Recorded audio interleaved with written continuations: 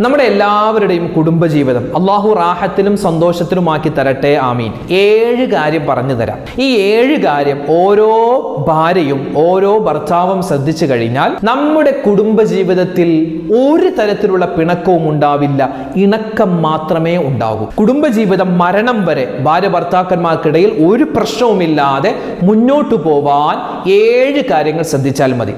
ഇൻഷാ അല്ലാഹ് വിശദമായി ഇന്നത്തെ ക്ലാസ് നമുക്ക് ആ 7 കാര്യങ്ങൾ ഏതൊക്കെയാണ് പഠിക്കാം.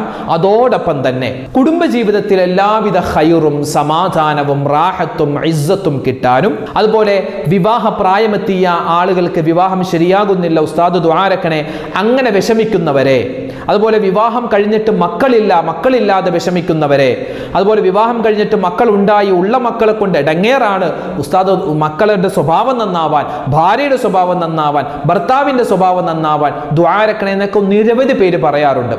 എല്ലാവരുടെയും സ്വഭാവം നന്നായി കുടുംബജീവിതം റാഹത്തിലാവാൻ ഇന്നു മുതൽ സുജൂദിൽ കിടന്ന് ഈ ഒരു ചെറിയ ദുആ പറഞ്ഞു നോക്ക്. ഇൻഷാ അല്ലാഹ് കുടുംബത്തിൽ അത്ഭുതങ്ങൾ കാണാം, എല്ലാവിധ ഖൈറും ഉണ്ടാകും, റാഹത്തും ഉണ്ടാകും ഇൻഷാ അല്ലാഹ്. വിശദമായി ഇന്നത്തെ ക്ലാസ്സിൽ കുടുംബജീവിതം വിജയിക്കാൻ 7 ടിപ്സുകൾ നമുക്കൊന്ന് പരീക്ഷിക്കാം. അള്ളാഹു നമ്മുടെ കുടുംബജീവിതം റാഹത്തിലും സന്തോഷത്തിലുമാക്കട്ടെ, ആമീൻ. അസ്സലാമു അലൈക്കും വറഹ്മത്തുള്ളാഹി വബറകാതുഹു. ബിസ്മില്ലാഹിർ റഹ്മാനിർ റഹീം. അൽഹംദുലില്ലാഹി റബ്ബിൽ ആലമീൻ വസ്സലാത്തു വസ്സലാമു അലാ അഷ്റഫിൽ മുർസലീൻ വഅലാ ആലിഹി വസ്വഹ്ബിഹി അജ്മഈൻ, അമ്മാ ബഅദ്.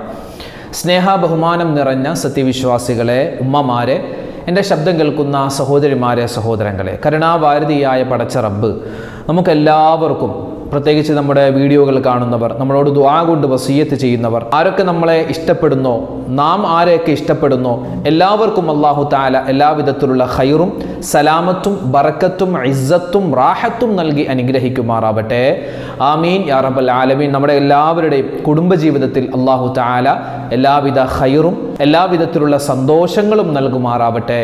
അതുപോലെ വിവാഹ പ്രായമെത്തിയിട്ട് വിവാഹം ശരിയാവാതെ വിഷമിക്കുന്ന ഒരുപാട് ആളുകളുണ്ട്. അതുപോലെ തന്നെ കല്യാണം കഴിഞ്ഞിട്ട് മക്കളില്ലാതെ വിഷമിക്കുന്നവർ, കല്യാണം കഴിഞ്ഞ് വലിയ കുടുംബത്ത് വലിയ പ്രശ്നങ്ങളുള്ള ഒരുപാട് ദമ്പതിമാരുണ്ട്. അള്ളാഹു എല്ലാവരുടെയും കുടുംബജീവിതത്തിൽ എല്ലാവിധ ബറക്കത്തും സലാമത്തും റാഹത്തും ഇഷ്ടവും കൊടുത്ത് അനുഗ്രഹിക്കട്ടെ, ആമീൻ യാ റബ്ബൽ ആലമീൻ. മഹാനായ ഉമർ ഇബ്നുൽ ഖത്താബ് റളിയല്ലാഹു തആല അൻഹു, മഹാനവറുകൾ മദീന ഭരിക്കുന്ന കാലത്ത് ഒരു സ്വഹാബി വനിത, ഒരു സഹോദരി ഉമർ തങ്ങളുടെ അടുക്കലേക്ക് വന്നിട്ട് പരാതി പറയുകയാണ്. എന്താ പരാതി പറയുന്നത്? എനിക്ക് എൻ്റെ ഭർത്താവിൽ നിന്നും ഒഴിവ് വേണം, അതായത് എനിക്ക് എൻ്റെ ഭർത്താവിനെ വേണ്ട, ഭർത്താവിനോട് എന്നെ തൊലാക്ക് ചൊല്ലാൻ താങ്കൾ പറയണം, എനിക്കിനി എൻ്റെ ഭർത്താവിൻ്റെ കൂടെ ജീവിക്കാൻ കഴിയില്ല, എനിക്ക് താല്പര്യമില്ല. ഉമർ തങ്ങളെ അത്ഭുതത്തോടു കൂടി ആ വന്ന സ്ത്രീയോട് ചോദിച്ചു, ആ പെണ്ണിനോട് ചോദിച്ചു, എന്താണ് കാരണം? നിങ്ങളുടെ ഭർത്താവിനെ വേണ്ട എന്ന് പറഞ്ഞു, എന്താണ് കാരണം? ആ സമയത്ത് അവർ പറഞ്ഞത്, എൻ്റെ ഭർത്താവിന് വേറെ ഒരു കുഴപ്പമില്ല, നല്ല ആരോഗ്യമുള്ള ആളാണ്, സ്നേഹമുള്ള ആളാണ്, അതുപോലെ തന്നെ എനിക്ക് ചിലവിന് തരുന്നു, പിന്നെ എന്തിനാണ് ഭർത്താവിനോട് തൊലാക്ക് ആവശ്യപ്പെടുന്നത് എന്ന് ഉമർ ബിൻ ഖത്താബ് തങ്ങൾ ചോദിച്ച സമയത്ത് ആ സഹോദരി പറഞ്ഞത്, എൻ്റെ ഭർത്താവിന് വൃത്തിയില്ല എന്നാണ്. എൻ്റെ ഭർത്താവിന് വൃത്തിയില്ല എന്നാണ്, കുളിക്കാറില്ല, അതുപോലെ തന്നെ പല്ല് തേക്കൽ, മിസ്വാക്ക് ചെയ്യൽ വളരെ വിരളമാണ്, ഏതെങ്കിലും ഒരു ദിവസം തോന്നുമ്പോൾ പല്ല് തേക്കും. ആ ഒരു വൃത്തിയില്ലായ്മ, ദുർഗന്ധമാണ് ശരീരത്തിൽ. അതുകൊണ്ട് ഇനി എൻ്റെ ഭർത്താവിൻ്റെ കൂടെ എനിക്കിനി മുന്നോട്ട് പോകാൻ കഴിയില്ല, അതുകൊണ്ട് എനിക്ക് അദ്ദേഹത്തിൽ നിന്നും തൊലാക്ക് വാങ്ങിത്തരണമെന്ന് ഉമർ ഇബ്നുൽ ഖത്താബ് റളിയല്ലാഹു തആല അൻഹുവിൻ്റെ അടുക്കൽ വന്ന് ഒരു സഹോദരി, ഒരു പെണ്ണ് പരാതി പറയുകയാണ്. അപ്പോൾ ഉമർ തങ്ങൾ ചോദിച്ചു, നിങ്ങൾ ആ ഭർത്താവിനോട് കാര്യങ്ങൾ പറഞ്ഞില്ലേ? നിങ്ങൾക്ക് ഇഷ്ടമാകുന്നില്ല, അല്ലെങ്കിൽ കുളിച്ചിട്ട് വാന്നൊക്കെ പറഞ്ഞില്ലേ? ഞാൻ ഒരുപാട് പറഞ്ഞു, ഞാൻ പറയും തോറും ദേഷ്യം വരികയാണ് എന്നോട്, അതുകൊണ്ട് ഇനി ഞാൻ പറയുന്നില്ല, എനിക്കിനി വേണ്ട, ഭർത്താവിനെ വേണ്ട എന്ന് ആ സഹോദരി പറഞ്ഞു. ആ സമയത്ത് ഉമർ ഇബ്നുൽ ഖത്താബ് തങ്ങളെ തൻ്റെ കൂടെയുള്ള 2 സ്വഹാബിമാരെ അയച്ചു. എന്നിട്ട് ഈ പെണ്ണിൻ്റെ ഭർത്താവിനെ വിളിച്ചുകൊണ്ടുവരാൻ പറഞ്ഞു. നോക്കുമ്പോൾ ഒരു മനുഷ്യൻ വരുന്നു, മുടിയൊക്കെ ഇങ്ങനെ ജട പിടിച്ചിട്ട്, ശരീരം ഇങ്ങനെ കരിവാളിച്ചിരിക്കുന്നു. കരിവാളിച്ചെന്ന് പറഞ്ഞാൽ കുളിക്കാതെ ശരീരത്തിലും വസ്ത്രത്തിലും അഴുക്കുകൾ ഇങ്ങനെ ഇരിക്കുകയാണ്. വന്നപ്പോൾ തന്നെ ഭയങ്കര ഒരു ദുർഗന്ധം, കാരണം മൂപ്പർക്ക് അങ്ങനെ കുളിക്കാൻ തോന്നുന്നില്ല, വൃത്തിയായി നടക്കാൻ ആ മനുഷ്യന് തോന്നുന്നില്ല. ഉമർ ഇബ്നുൽ ഖത്താബ് തങ്ങൾ ആ വന്ന മനുഷ്യനെ ഒരു സ്ഥലത്തേക്ക് കൊണ്ടുപോയി അയാളുടെ മുടി മുഴുവനും മുറിച്ചു, അയാളുടെ വസ്ത്രങ്ങൾ മാറ്റി, അയാളെ നല്ലതുപോലെ കുളിപ്പിച്ചെന്ന് പറഞ്ഞാൽ 2-3 ഒരുപാട് സ്വഹാബിമാർ ചേർന്നിട്ടാണ് അയാളെ കുളിപ്പിക്കുന്നത്. അതുപോലെ തന്നെ ശരീരമൊക്കെ ഉരച്ച് കഴുകി നല്ല വൃത്തിയുള്ള വസ്ത്രം അദ്ദേഹത്തിന് ധരിക്കാൻ കൊടുത്തു. താടിയൊക്കെ ഒന്ന് ഒതുക്കി, മീശയൊക്കെ ഒതുക്കി. എന്നിട്ട് അദ്ദേഹത്തോട് വീട്ടിലേക്ക് ചെല്ലാൻ പറഞ്ഞു. വീട്ടിലേക്ക് ഈ മനുഷ്യൻ ചെന്നപ്പോൾ ഈ ഭാര്യ അത്ഭുതപ്പെട്ടു പോയി. അവർ ചോദിക്കുകയാണ്, നിങ്ങൾ ആരാണ് എൻ്റെ വീട്ടിൽ വന്നത്? എന്തിനാണ് എൻ്റെ വീട്ടിൽ വന്നത്? ആ സമയത്ത് ആ വന്ന മനുഷ്യൻ പറയുന്നു, ഞാൻ നിന്റെ ഭർത്താവാണ്. കാരണം അയാൾ ആ മുടിയും താടിയൊക്കെ വെട്ടി ഒതുക്കി കുളിച്ച് നല്ല വസ്ത്രം ധരിച്ച സമയത്ത് ആള് തന്നെ മാറിപ്പോയി. ഉടൻ തന്നെ ആ സഹോദരി, ആ പെണ്ണ് ഭർത്താവിനെ കെട്ടിപ്പിടിച്ചു. രണ്ടുപേരും കൂടി വീണ്ടും ഉമർ തങ്ങളുടെ അടുക്കൽ വന്നിട്ട് പറഞ്ഞു, ഇനി എനിക്ക് എൻ്റെ ഭർത്താവിനെ തന്നെ മതി. ഞാനിത് പറയാനുള്ള കാരണം, ഒരുപാട് സഹോദരിമാരും ഒരുപാട് സഹോദരങ്ങളും, രണ്ടുപേരും, ഒരുപാട് ഭാര്യമാരും ഒരുപാട് ഭർത്താക്കന്മാരും പറയാതെ പറയുന്ന ഒരു പരാതിയാണ്, ഭർത്താവിന് വൃത്തിയില്ല, ഭാര്യയ്ക്ക് വൃത്തിയില്ല. കുടുംബജീവിതത്തിൽ, ദാമ്പത്യ ജീവിതത്തിൽ വളരെ പ്രധാനമുള്ള ഒരു കാര്യമാണ് വൃത്തി എന്നുള്ളത്, ശുദ്ധി എന്നുള്ളത്. കല്യാണത്തിന്റെ ഡേറ്റ് ഒക്കെ തീരുമാനിച്ചിട്ടുള്ള മക്കൾ നമുക്കുണ്ടാവാം, അല്ലെങ്കിൽ പേരക്കുട്ടികൾ ഉണ്ടാവാം. അവരോടൊക്കെ വാപ്പമാരും ഉമ്മമാരും നിർബന്ധമായും പറഞ്ഞു കൊടുക്കേണ്ട ഉപദേശങ്ങളിൽപ്പെട്ട പ്രധാനപ്പെട്ട ഒരു ഉപദേശമാണിത്. അതായത്, നമ്മളൊക്കെ മനുഷ്യനാണ്, നമുക്കൊക്കെ വിയർപ്പുണ്ടാകും. ഓരോ ആളുകളുടെ വിയർപ്പിനും വ്യത്യസ്തമായ ഗന്ധമാണ്. അപ്പോൾ ഒരാളുടെ വിയർപ്പ് ഗന്ധം മറ്റൊരാൾക്ക് ഇഷ്ടപ്പെട്ടോളണം എന്നില്ല. ഭാര്യയുടെ ആ ഒരു വിയർപ്പ് ഗന്ധം അല്ലെങ്കിൽ ഭർത്താവിന്റെ വിയർപ്പിന്റെ മണം ഭാര്യയ്ക്ക് ഇഷ്ടപ്പെട്ടോളണം എന്നില്ല. അതിനാൽ നമ്മൾ എപ്പോഴും വൃത്തിയുള്ളവരായി, ശുദ്ധിയുള്ളവരായിട്ടേ നമ്മൾ കുടുംബത്തിൽ ഇടപഴകാൻ പാടുള്ളൂ. പറഞ്ഞല്ലോ, ഇന്നത്തെ കാലത്ത് എത്രയോ വിവാഹമോചനങ്ങൾ നടക്കും. ഏറ്റവും കൂടുതൽ വിവാഹമോചനം നടക്കുന്നത് മുസ്ലിം കുടുംബത്തിലാണ്. അപ്പൊ ആ വിവാഹമോചനം ഉണ്ടാവാനുള്ള പല കാരണങ്ങളിൽ ആരും തുറന്നു പറയാത്തൊരു കാരണമാണ് ഈ ഒരു അവസ്ഥ. ചിലപ്പോൾ കാണാൻ നല്ല ചന്തമുണ്ടാകും, പക്ഷെ വൃത്തി കുറവായിരിക്കും. മോശപ്പെട്ട വസ്ത്രമേ ധരിക്കൂ. അതുപോലെ തന്നെ വൃത്തി കുറവാണ്, കുളിക്കാറില്ല, പല്ല് നല്ലതുപോലെ തേക്കാറില്ല. എത്രയോ സഹോദരിമാരാണ് പരാതി പറയുന്നത്, ഭർത്താവിന്റെ വീടി വലി, സിഗരറ്റ് വലിക്കുന്നു. സിഗരറ്റ് വലിച്ച് വായക്ക് ആ സിഗരറ്റിന്റെ ഗന്ധമാണ്. എന്നിട്ടോ രാത്രി വന്ന് കട്ടിലിൽ കിടക്കുമ്പോൾ അടുത്ത് കിടക്കാനേ തോന്നൂല, അത്രമാത്രം ദുർഗന്ധമാണ്. എന്തിനേറെ ഈ പള്ളിയിലൊക്കെ നിസ്കരിക്കാൻ വരുന്ന സമയത്ത് ചില ആളുകൾ കടയിൽ നിന്നും പള്ളിയിലേക്ക് വരുന്ന സമയത്താണ് സിഗരറ്റ് വലിച്ചു കൊണ്ടുവരുന്നത്. വന്നിട്ട് പള്ളിയുടെ സൈഡിൽ ആ കുറ്റി അവിടെ വലിച്ചെറിഞ്ഞ് വെറുതെ വായ കഴുകിയിട്ട് വന്ന് നിസ്കരിക്കാൻ നിൽക്കുന്നു. അവർ വന്ന് നിസ്കരിക്കുമ്പോൾ ആ അടുത്തുള്ള ആളുകൾക്ക് ഭയങ്കര ഈ സിഗരറ്റിന്റെ ഗന്ധമാണ്. എന്തിനാണ് നമ്മളിങ്ങനെ മറ്റുള്ളവർ ഉപദ്രവിക്കുന്നത്? പ്രത്യേകിച്ച് നമ്മുടെ കുടുംബജീവിതത്തിൽ നമ്മുടെ ഭാര്യയുടെ സ്നേഹം മനഃപൂർവ്വം നമ്മൾ തന്നെ കുറക്കുകയാണ്. അതുകൊണ്ട് ഒരിക്കലും അതുണ്ടാവാൻ പാടില്ല. വൃത്തിയുള്ളവരായി മാറണം, ശുദ്ധിയുള്ളവരായി മാറണം. അതുപോലെ ഭാര്യമാരും ശ്രദ്ധിക്കണം. അടുക്കളയിൽ നല്ല ജോലി തിരക്കുണ്ടാകും, ജോലിയൊക്കെ ചെയ്ത് അവസാനം ആ വിയർപ്പോടെ അല്ലെങ്കിൽ ആ വിയർപ്പ് ഉള്ള വസ്ത്രത്തോടു കൂടി വന്ന് ഒരിക്കലും കിടക്കരുത്. രാത്രി കിടക്കുന്ന സമയത്ത് മേല് കഴുകിയിട്ട്, അല്ലെങ്കിൽ കുളിക്കാൻ പറ്റുമെങ്കിൽ കുളിച്ചിട്ട്, അല്ലെങ്കിൽ മേല് കഴുകിയിട്ട്, ശരീരം കഴുകിയിട്ടേ നിങ്ങൾ കിടക്കാവൂ. വേറെ വസ്ത്രം ധരിച്ചിട്ടേ കിടക്കാവൂ. അതുപോലെ പല്ല് തേക്കുക, രാവിലെ പല്ല് തേക്കണം. രാത്രി ഉറങ്ങുന്നതിന് മുമ്പ് പല്ല് തേക്കൽ പ്രത്യേകം സുന്നത്താണ്. നബി സല്ലല്ലാഹു അലൈഹി വസല്ലമ തങ്ങൾ തന്റെ വീട്ടിലേക്ക് പ്രവേശിക്കുന്നതിന് മുമ്പ് പല്ല് തേക്കുമായിരുന്നു. ഭാര്യയുടെ കൂടെ, ആയിഷ ബീവിയുടെ കൂടെ, മറ്റു ഭാര്യമാരുടെ കൂടെ നബി സല്ലല്ലാഹു അലൈഹി വസല്ലമ തങ്ങൾ കിടക്കുകയാണെങ്കിൽ പല്ല് തേക്കുമായിരുന്നു. നബി തങ്ങൾ അത്തർ പൂശുമായിരുന്നു.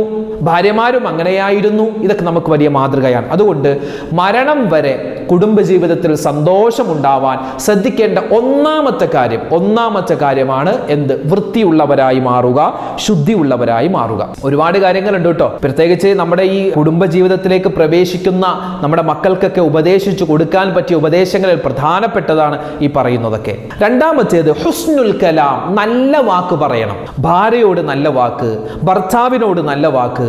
ഭാര്യക്ക് ദേഷ്യമുണ്ടാകുന്ന അല്ലെങ്കിൽ അവരെ പരിഹസിക്കുന്ന തരത്തിൽ, അവർക്ക് വിഷമമുണ്ടാകുന്ന തരത്തിൽ ഒരു വാക്കും പറയരുത്. അതുപോലെ തന്നെ ഭർത്താവിന് വിഷമമുണ്ടാകുന്ന, ഭർത്താവിന് സങ്കടമുണ്ടാകുന്ന, ഭർത്താവിന് ഭയങ്കര ഹേർട്ടാകുന്ന ഒരു തരത്തിലുള്ള വർത്തമാനവും നമ്മുടെ ഭാഗത്ത് നിന്ന് ഉണ്ടാവാൻ പാടില്ല. ആ കാര്യം പ്രത്യേകം ശ്രദ്ധിക്കണം. പിന്നെ ഭർത്താക്കന്മാരെ, നിങ്ങളുടെ കുടുംബജീവിതത്തിൽ എല്ലാവിധ ഖൈറും സമാധാനവും ഉണ്ടാവാൻ ശ്രദ്ധിക്കേണ്ട കാര്യങ്ങളിൽ പ്രധാനപ്പെട്ട മറ്റൊന്നാണ്, മൂന്നാമത്തെ കാര്യമാണ്, പല ആളുകളും വാഗ്ദാനം വാഗ്ദത്ത ലംഘനം നടത്താറുണ്ട്.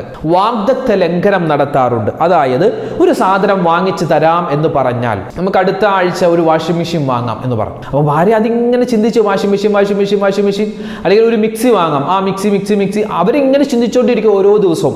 പക്ഷേ ഇവരെന്താണ്, വെറുതെ ഒരു തമാശക്ക് പറഞ്ഞതാണ് അല്ലെങ്കിൽ കാര്യത്തിൽ പറഞ്ഞതാണ്, പക്ഷെ വാങ്ങിച്ചു കൊടുക്കുന്നില്ല. പൈസ ഇല്ലെങ്കിൽ പോട്ടെ, എടി പൈസ ഇല്ലടി പിന്നെ വാങ്ങാം എന്ന് പറയാം. പക്ഷെ ഇത് പൈസ ഉണ്ടായിട്ടും മനഃപൂർവ്വം ആ വാഗ്ദത്ത ലംഘനം നമ്മൾ നടത്തുകയാണെങ്കിൽ കുടുംബജീവിതത്തിൽ ഒരു ബർക്കത്തും ഉണ്ടാവില്ല.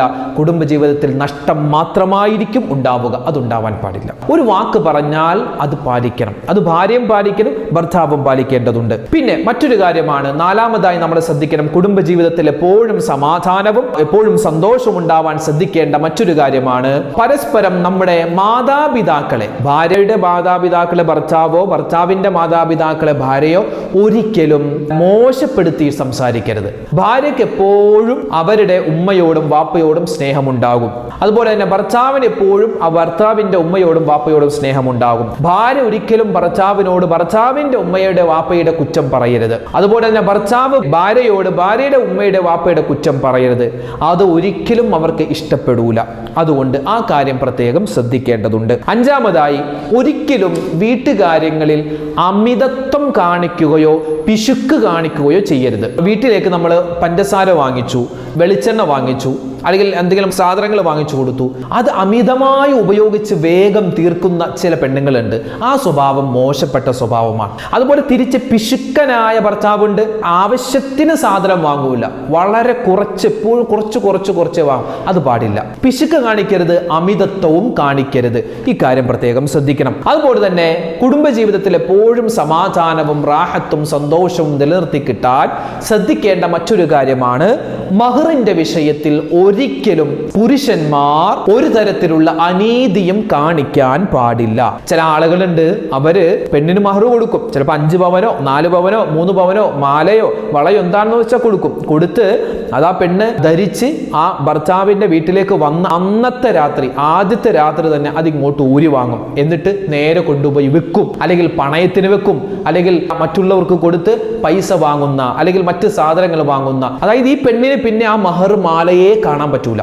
അങ്ങനെ വളരെ മോശപ്പെട്ട സ്വഭാവം കാണിക്കുന്ന എത്രയോ കുടുംബമുണ്ട്, എത്രയോ ഭർത്താക്കന്മാരുടെ കുടുംബമുണ്ട്. ഞാൻ പറയട്ടെ, മഹർ എന്നുള്ളത്, മഹർ മാലയോ വളയോ എന്തുമാവട്ടെ, അത് ആ പെണ്ണിനുള്ളതാണ്, ഭാര്യക്കുള്ളതാണ്. അത് വാങ്ങിച്ച് പണയം വെക്കാനോ അല്ലെങ്കിൽ അത് വാങ്ങിച്ച് കടം തീർക്കാനോ അല്ല നിങ്ങൾ നിങ്ങളുടെ ഭാര്യക്ക് മഹർ കൊടുക്കുന്നത്. ഭർത്താവിന് കടമുണ്ട്, ഭാര്യ എന്ത് ചെയ്തു, ആ മഹറുമാല എടുത്തു കൊടുത്തു, ഇക്ക ഇത് കൊണ്ടുപോയി വിറ്റിട്ട് നമ്മുടെ കടം വീട്ട് എന്ന് ഭാര്യ ഇങ്ങോട്ട് അവളുടെ തൃപ്തിയോടുകൂടി പറയുകയാണെങ്കിൽ നമുക്കത് എടുക്കാം. ഭാര്യയുടെ തൃപ്തിയില്ലാതെ നമ്മൾ ഭാര്യക്ക് കൊടുത്ത മഹർ അത് എടുക്കാൻ പാടില്ല. അതിൽ അനീതി കാണിക്കാൻ പാടില്ല.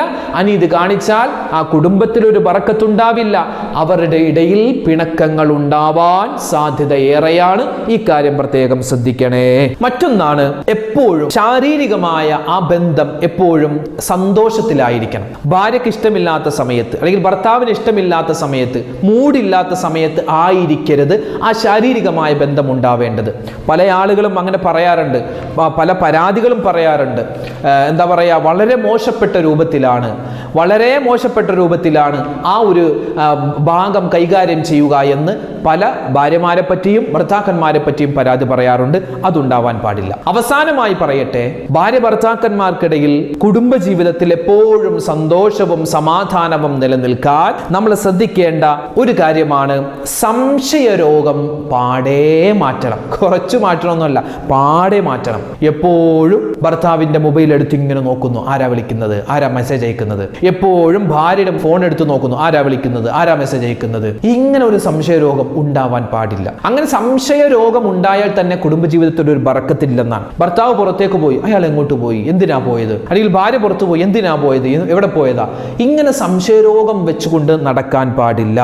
അതൊരിക്കലും പാടില്ല. പിന്നെ നമ്മൾ ചെയ്യേണ്ടത്, ഭാര്യയ്ക്ക് സംശയം ഉണ്ടാകുന്ന അല്ലെങ്കിൽ ഭർത്താവിന് സംശയം ഉണ്ടാകുന്ന ഒരു കാര്യത്തിലേക്ക് നമ്മൾ പോകരുത്. ഇപ്പൊ നമ്മൾ പുറത്തു പോകുന്നു, ഞാൻ ഇന്ന സ്ഥലത്ത് പോവുകയാണ്, കടയിൽ വ്യക്തമായി വ്യക്തമായി പറയുക. അല്ലെങ്കിൽ ഇപ്പോൾ ഒരാൾ നമ്മൾ വിളിച്ചാൽ ഇത് ഇന്നാലിന്റെ കാര്യത്തിന് വേണ്ടി വിളിച്ചതാണ്, അതങ്ങോട്ട് പറഞ്ഞേക്കുക. ഒരു സംശയത്തിന് ഇട നമ്മൾ ഒരിക്കലും ഉണ്ടാക്കാൻ പാടില്ല. അതുപോലെ ശ്രദ്ധിക്കേണ്ട വേറൊരു കാര്യമാണ്, ഭാര്യയുടെ അഭിമാനത്തിനോ ഭർത്താവിന്റെ അഭിമാനത്തിനോ ക്ഷതം സംഭവിക്കുന്ന ഒരു കാര്യവും, ഒരു സംസാരമോ ഒരു വാക്കോ പ്രവൃത്തിയോ നമ്മുടെ കയ്യിൽ നിന്നുണ്ടാവാൻ പാടില്ല. ചില ആളുകൾ കൂടിയിരിക്കുമ്പോൾ ഭാര്യമാരെ കൊച്ചാക്കുന്ന ഒരു സ്വഭാവമുണ്ട്. എല്ലാവരും കൂടിയിരുന്ന് ഭക്ഷണം കഴിക്കുമ്പോൾ അവൾ ഉണ്ടാക്കുന്ന ഭക്ഷണത്തിന് വലിയ ടേസ്റ്റ് ഒന്നുമില്ല, അല്ലെങ്കിൽ അവൾക്കൊന്നും അറിയില്ല, ഇങ്ങനെ ഭാര്യയെ കൊച്ചാക്കി കളയുന്ന, ആണം കെടുത്തുന്ന ഒരു സ്വഭാവം ചില ഭർത്താക്കന്മാർക്കുണ്ട്. അത് പാടില്ല. അപ്പൊ ഈ കാര്യങ്ങളൊക്കെ ശ്രദ്ധിച്ചാൽ, ഞാനിവിടെ 7 കാര്യമാണ് പറയാം, 7 അല്ല, ഒരുപാട് കാര്യമുണ്ട്. ഈ കാര്യങ്ങളൊക്കെ ശ്രദ്ധിച്ചാൽ തന്നെ ഭാര്യ ഭർത്താക്കന്മാരുടെ ഇടയിൽ, അതുപോലെ തന്നെ കുടുംബജീവിതത്തിൽ നമുക്ക് വലിയ സമാധാനമുണ്ടാകും, നമുക്ക് വലിയ സന്തോഷമുണ്ടാകും, റാഹത്തുണ്ടാകും. കുടുംബജീവിതത്തിൽ ആർക്കും വേർപിരിക്കാൻ സാധിക്കില്ല. ഈ ബന്ധം നാളെ സ്വർഗത്തിലും നിലനിർത്തി കിട്ടാൻ സാധിക്കും. പിന്നെ ചെയ്യേണ്ട മറ്റൊരു കാര്യമാണ്, ഇബാദത്തിന്റെ വിഷയത്തിൽ പരസ്പരം സഹായിക്കണം. നിസ്കാരത്തിന്റെ സമയമാകുമ്പോൾ ഭാര്യ ഭർത്താവിനെ ഓർമ്മിപ്പിക്കണം, ഭർത്താവ് ഭാര്യയെ ഓർമ്മിപ്പിക്കണം, ഖുർആൻ ഓതാൻ പറയണം. അതുപോലെ തന്നെ പള്ളിയിലേക്ക് പോവാൻ ഭാര്യ ഭർത്താവിനോട് പറയണം, നിസ്കരിക്കാൻ പറയണം. ഭാര്യയും ഭർത്താവും ചെയ്യുന്ന ആ അമലുകൾ കണ്ടാണ്, നിസ്കാരം കണ്ടാണ് നമ്മുടെ മക്കൾ പഠിക്കേണ്ടത്. അപ്പൊ അതുകൊണ്ട് ഉമ്മ മാത്രം നിസ്കരിച്ചാൽ പോരാ, വാപ്പ മാത്രം നിസ്കരിച്ചാൽ പോരാ, ഉമ്മയും വാപ്പയും ഭാര്യയും ഭർത്താവും ഒക്കെ നിസ്കരിക്കും. എന്നാൽ മക്കളും നിസ്കാരക്കാരായി മാറും. പിന്നെ കുടുംബജീവിതത്തിൽ എല്ലാവിധത്തിലുള്ള ഖൈറും സമാധാനവും റാഹത്തും ഒക്കെ നിലനിന്ന് കിട്ടാൻ ഞാൻ എപ്പോഴും പറഞ്ഞു തരുന്ന ഒരു ദുആയുണ്ട്. നമുക്കൊക്കെ അറിയാവുന്ന ദുആയാണ്. വിശുദ്ധമായ ഖുർആനിലുള്ള ഒരു ആയത്ത് നിങ്ങൾക്കൊക്കെ അറിയാമല്ലോ. അറിയില്ലെങ്കിൽ ഈ ദുആ പഠിച്ചു വെക്കണം. പ്രത്യേകിച്ച് വിവാഹം ഉറപ്പിച്ചു വെച്ച ആളുകൾ ഈ ദുആ പറയണം. വിവാഹം കഴിഞ്ഞ ആളുകൾ ഈ ദുആ പറയണം. അതുപോലെ തന്നെ വിവാഹത്തിലേക്ക് പ്രവേശിക്കുന്ന ആളുകൾ ഉണ്ടെങ്കിൽ, കല്യാണം കഴിഞ്ഞിട്ട് മക്കളില്ലാതെ വിഷമിക്കുന്നവർ, കല്യാണം കഴിഞ്ഞ് മക്കളുണ്ടായി മക്കളെ കൊണ്ട് ഇടങ്ങേറായിട്ടുള്ള ചില ആളുകൾ, എല്ലാവർക്കും കുടുംബജീവിതവുമായി ബന്ധപ്പെട്ട എല്ലാ വിഷമ പ്രയാസങ്ങളും മാറി സന്തോഷവും സമാധാനവും ഉണ്ടാവാൻ ഈ ഒരു ദുആ നമ്മൾ ശ്രദ്ധിക്കണം. ഏതാണ് ദുആ? റബ്ബനാ ഹബ് ലനാ മിൻ അസ്വാജിനാ വദുർരിയാതിനാ ഖുർറത അഅ്യുനിൻ വജഅൽനാ ലിൽ മുത്തഖീന ഇമാമാ. റബ്ബനാ ഹബ് ലനാ മിൻ അസ്വാജിനാ വദുർരിയാതിനാ ഖുർറത അഅ്യുനിൻ വജഅൽനാ ലിൽ മുത്തഖീന ഇമാമാ. അല്ലാഹുവേ, എൻ്റെ ഭാര്യയിൽ, എൻ്റെ ഭർത്താവിൽ, എൻ്റെ മക്കളിൽ നീ കൺകുളിർമ തരണേ അല്ലാ. കണ്ണിന് കുളിർമ തരണേ അല്ലാ. അവരെ കാണുമ്പോൾ ഒരു സന്തോഷം, അവരെ ഓർക്കുമ്പോൾ ഒരു സന്തോഷം, അവരുടെ കൂടെ ജീവിച്ച് മതി തീരാത്ത ഒരവസ്ഥ അല്ലാഹുവേ തരണേ അല്ലാ. ഖൈറും ബറക്കത്തും കുടുംബജീവിതത്തിൽ കിട്ടാൻ ഈ ദുആ നമ്മൾ പതിവാക്കണം. എപ്പോഴും ദ്വാരക്കണം. എല്ലാ നമസ്കാരത്തിന് ശേഷം ഈ ദ്വാരക്കണം. റബ്ബനാ ഹബ് ലനാ മിൻ അസ്വാജിനാ വദുർരിയാതിനാ ഖുർറത അഅ്യുനിൻ വജഅൽനാ ലിൽ മുത്തഖീന ഇമാമാ. എല്ലാ നിസ്കാരത്തിലും സുജൂദിൽ കിടന്ന് ഈ ദുആ പറയണം. അപ്പോഴാണ് പെർഫെക്റ്റ് ആകുന്നത്. സുജൂദിൽ കിടന്നിട്ട് ഈ ദുആ നമ്മൾ പറഞ്ഞാൽ നമ്മുടെ കുടുംബജീവിതത്തിലെ എല്ലാ പ്രയാസവും മാറും, പിണക്കങ്ങൾ മാറും, ഇണക്കമുണ്ടാകും. ഭാര്യ ഭർത്താവിനോട് മിണ്ടൂല, ഭർത്താവ് ഭാര്യയോട് മിണ്ടൂല, മക്കളോട് മിണ്ടൂല. അങ്ങനെ അങ്ങോട്ടും ഇങ്ങോട്ടും ഒക്കെ ഒരുപാട് കുടുംബങ്ങളിൽ ഒരുപാട് പ്രശ്നങ്ങളാണ്, ഒരുപാട് പിണക്കങ്ങളാണ്. അതുപോലെ തന്നെ മനസ്സിലിങ്ങനെ വൈരാഗ്യം വെക്കുന്നു, പക വെക്കുന്നു. എല്ലാം മാറാൻ ഈ ദുആ ഒറ്റൊരെണ്ണം മതി. ഈ ദുആ പറയുക. പ്രത്യേകിച്ച് സുജൂദിൽ, ഓരോ നിസ്കാരത്തിലും സുജൂദിൽ കിടന്ന് ഈ ദുആ ഒരൊറ്റ പ്രാവശ്യം പറഞ്ഞു നോക്ക്. ഇനിയുള്ള എല്ലാ നിസ്കാരങ്ങളും എല്ലാവിധ ഖൈറും ഉണ്ടാകും. അല്ലാഹു സുബ്ഹാനഹു വ തആല നമ്മുടെ കുടുംബ ജീവിതത്തിൽ എല്ലാവിധ ബറക്കത്തും സലാമത്തും റാഹത്തും ഇസ്സത്തും നൽകി അനുഗ്രഹിക്കട്ടെ. ഒരുപാട് പേര് അൽഹംദുലില്ലാഹ് നമ്മുടെ വീഡിയോകൾ കാണുന്നു. അവരൊക്കെ ദുആ ചെയ്യാൻ പറയുന്നു. അല്ലാഹു എല്ലാവരുടെയും എല്ലാ വിഷമങ്ങളും മാറ്റിക്കൊടുക്കട്ടെ, എല്ലാ ഹലാലായ മുറാദും ഹാസിലാക്കട്ടെ, എല്ലാ രോഗങ്ങളും ശിഫയാക്കട്ടെ. അതുപോലെ തന്നെ നമ്മളിൽ നിന്നും ഹജ്ജിന് പോകുന്ന ഹാജിമാർ, ഹജ്ജുമ്മമാർ എല്ലാവരുടെയും ഹജ്ജും ഉംറയും സിയാറത്തെല്ലാം അല്ലാഹു മഖബൂലും മബ്റൂറുമായി സ്വീകരിക്കുമാറാവട്ടെ. നമ്മുടെയൊക്കെ എല്ലാ കാര്യത്തിലും അല്ലാഹു എല്ലാവിധ സമാധാനവും റാഹത്തും നൽകട്ടെ. ഇന്നത്തെ ക്ലാസ്സിലൊക്കെ ഉസ്താദെ പ്രത്യേകം നിങ്ങൾ ദ്വാരക്കണേ എന്ന് പറഞ്ഞ് ഒരുപാട് പേര് ദുആവസിയത്ത് പറഞ്ഞിട്ടുണ്ട്. ഇൻഷാ അല്ലാഹ് എല്ലാവർക്കും വേണ്ടിയൊക്കെ ദ്വാരക്കുന്നുണ്ട്. അല്ലാഹു എല്ലാവർക്കും ഖൈറും സമാധാനവും നൽകട്ടെ. ആമീൻ യാ റബ്ബൽ ആലമീൻ. അസ്സലാമു അലൈക്കും വറഹ്മത്തുള്ളാഹി വബറകാതുഹു.